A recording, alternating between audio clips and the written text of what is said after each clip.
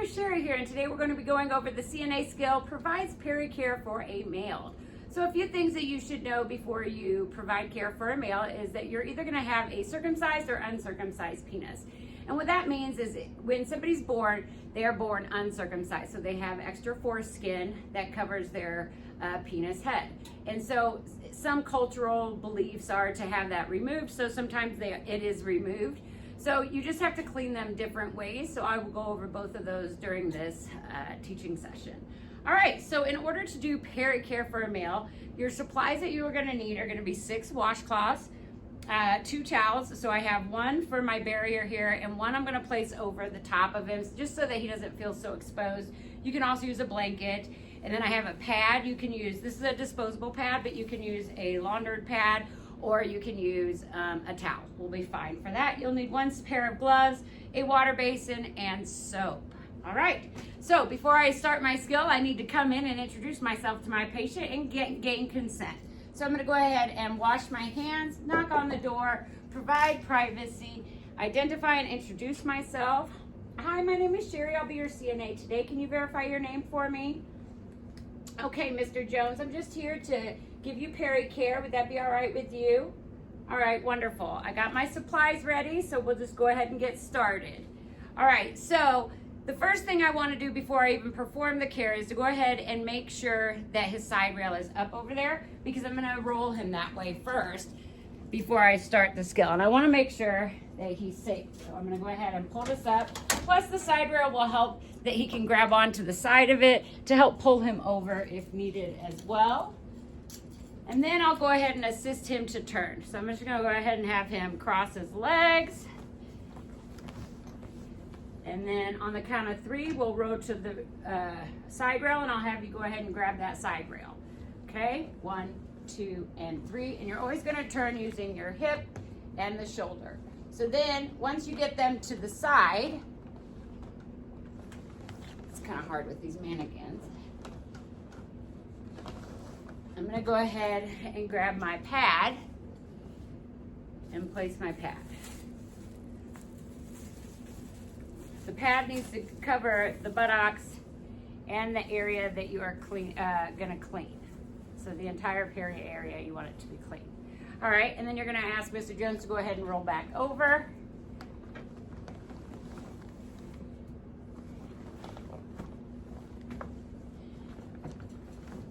And I'm just going to get him nice and straightened. And then I just roll him towards me a little bit and get the rest of that pad out.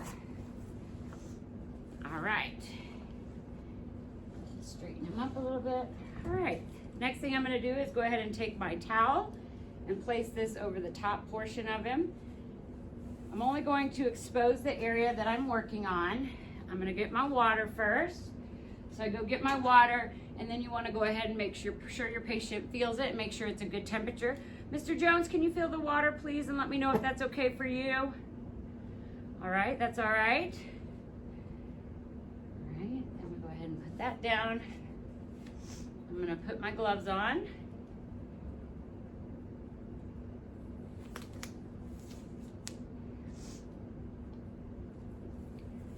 All right. Then I'm just going to pull the sheet down to about mid-thigh, just so that I can only be working, only exposing what I'm working on.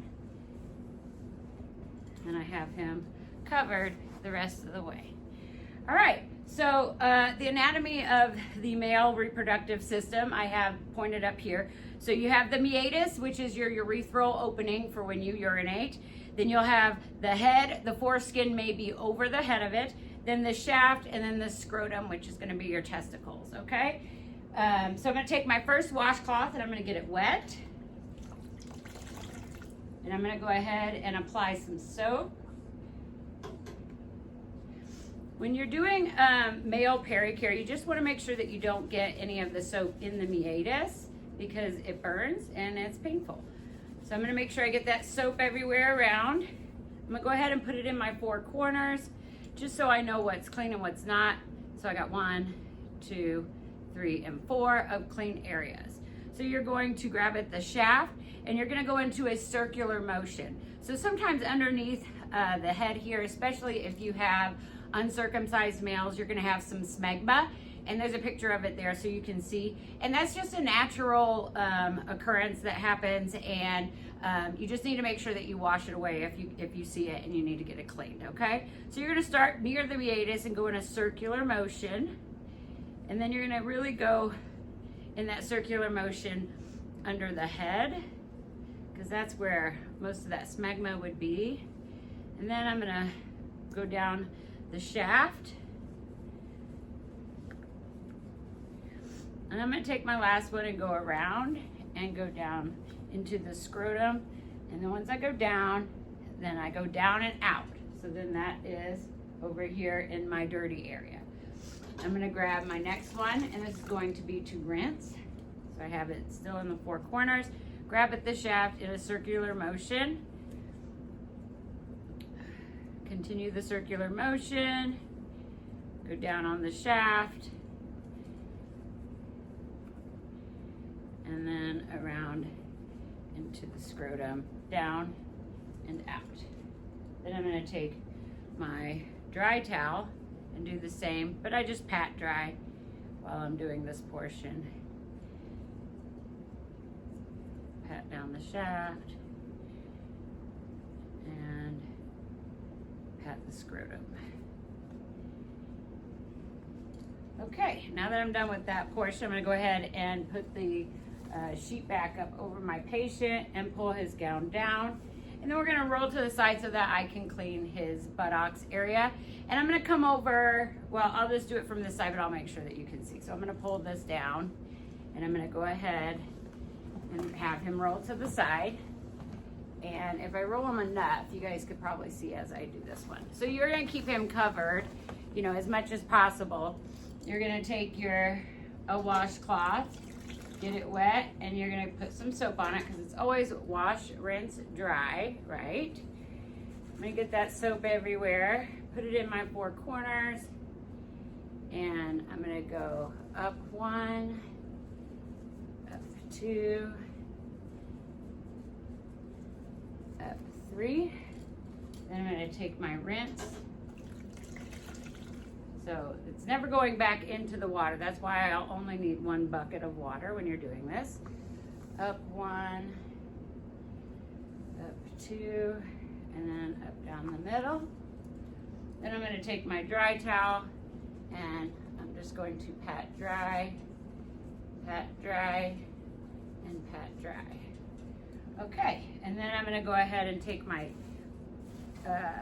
sheet or the pad, or if you use a towel, whatever, and tuck it under. You're gonna go ahead and have your patient roll back forward.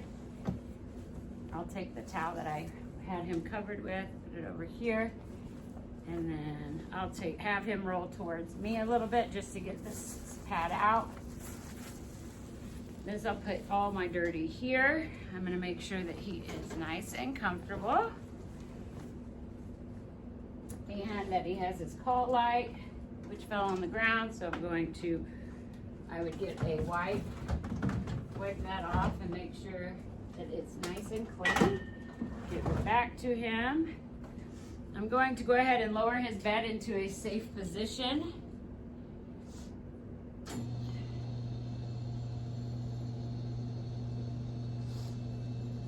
Then I will take the water and I will dump it, rinse it, and I will dry the bin. And then I will put that in the dirty utility area. I will take my trash and put it in the trash. I will take all of my linen and roll them up, keep them away from my body as I take them over to dispose in the dirty linen. I put my soap back.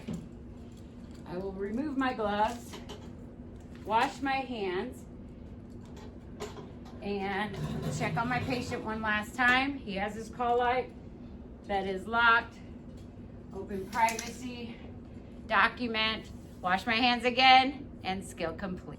All right, and then if you're cleaning an uncircumcised male, when you pull the foreskin backwards and then to clean around the head of the penis, you just need to make sure that you put the foreskin back over the head when you're finished to avoid strangulation of the penis.